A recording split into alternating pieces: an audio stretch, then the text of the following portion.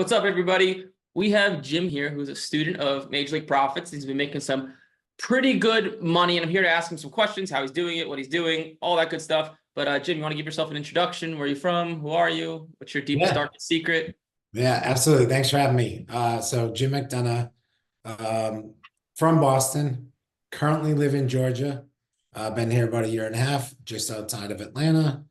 And but previously I was in New York for 22 years. So Northeast guy down south. Um, and got into MLP and actually back into cards about got into MLP 3 months ago and back into cards 4 months ago. Cool, cool. Yeah, why don't you have an accent? You don't have a Boston accent, New York accent, or Southern accent?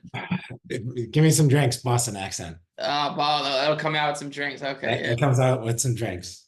yeah. That's funny. Okay, cool. So right now we're speaking July 2024. You joined, what was it, 3 months ago? Yeah, it was March, like March 28th. Okay, gotcha. So right around 3 months. So I know you've been doing the card stuff still in process. You haven't sold any cards yet, but you've been doing the sports betting arbitrage stuff. So you want to talk about what is it and how have you been making money? Yeah. So honestly, complete transparency, the cost of MLP, I was trying to see, once I heard about the sports betting arbitrage, I figured I could pay for the cost of MLP through the sports betting arbitrage. And then everything I made off of cards would just be on top of that. So that was my primary focus, pay off the cost of MLP with that. And then everything else, like I said, is bonus. So I am limited being in the state of Georgia, which is super frustrating. You have to use offshore accounts. However, there is enough to make some money. So what I've been doing is it was a learning curve to kind of get used to the offshore odds jam. But after about 2 weeks, you kind of figured out a system where what you can do is Bovada is a great example. Bovada is an offshore account where it has a low holdover. So once you get through that, you can withdraw the money. So what I've been doing is trying to lose everything into Bovada. So at first I had 6 or 7 accounts open up offshore, and slowly that would go down to 2 or 3. And then I would open up 2 more and then lose it all into Bovada. So over the course of 3 months, I've gained about $7,500 in offshore. And I have a few more that I actually just deposited into today to try to get another 500 to 750, 500 to 750 out of. Okay, and what was your starting bankroll to make the 7 grand? 6,000. Okay, gotcha. So 6 grand. That's pretty good. I mean, 3 months, you took 6 grand, you doubled it, a little bit more. Yeah. Can't go wrong with that. How much? I'm curious, how much time?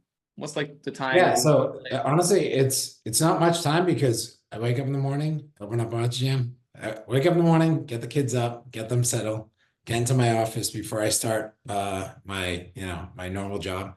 I go into OddsJam and I place all my bets. So it's about 20 minutes in the morning, maybe less.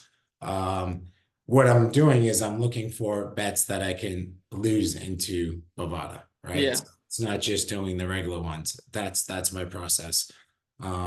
So and I just gotta keep that consistent, probably 5 to 6 days a week. Cool. So yeah, I tell people all the time who join the accelerator program. I think you may have been the whole arbitrage, sports betting arbitrage thing. You're like, sounds too good to be true. 20 minutes a day and you can make this type of money.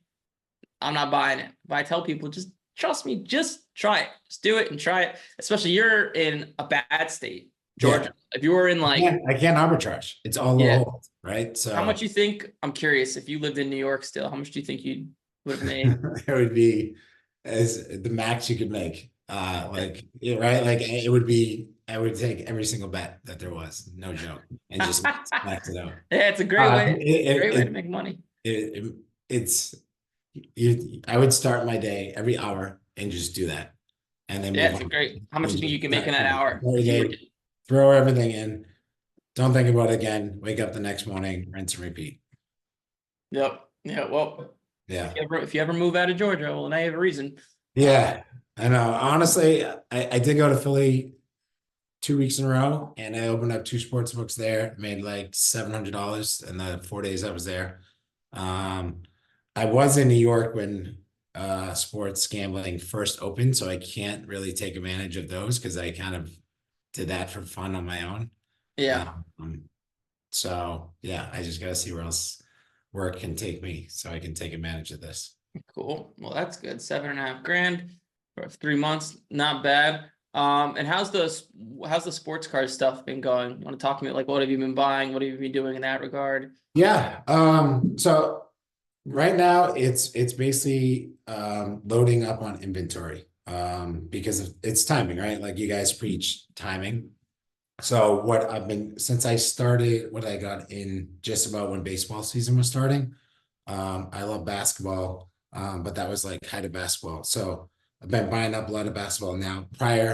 Basically, let me take a step back. Focus was football. So I was buying a lot of football cards, sending them in for grading, mixing in with basketball cards, a lot of Wemby's. So holding them until basically I'm holding all my football cards until, the end of this month into early September or end of August to start selling. So I have a whole stack ready to go. Just haven't sold any. And then I'm Cool. loading up on basketball now. And depending on if there's a pop with some plays in the Olympics or just before the season starts, listing them. Cool. All right, sweet. Yeah, sounds like things are going well. Yeah. And I'll leave you off with one last question. If you had to give yourself one piece of advice you could give to yourself back when you first started the program, what would you say to yourself? I would say patience. Um, and know that you're gonna make some mistakes and be okay with that. Right. Yep. So an example of that is, started off small, but then looking at some of these Wemby cards, $1,000 cards, $1,000 card, some of the numbered cards. What I didn't realize, I'm buying those select numbered cards, and I should have been buying the Prism numbered cards instead of the select because the select, the timing was off. Right. And I'm not gonna, if it grades a 10, I'm not gonna lose money, but I'm not gonna make as much as I Yeah. and I did just buy a Wemby Gold to 10. Ooh. So we'll see if All right. that grades, well, we'll see if that grades a 10 or not. So I always like those cards because when you get it back from grading, no one knows what it's worth. So you can just hit someone over the head and like triple or quadruple your money. I did see one similar. So this is a true gold mezzanine, but the gold cracked ice sold on Golden 14K PSA 10. What'd you pay for yours? I paid 49.50.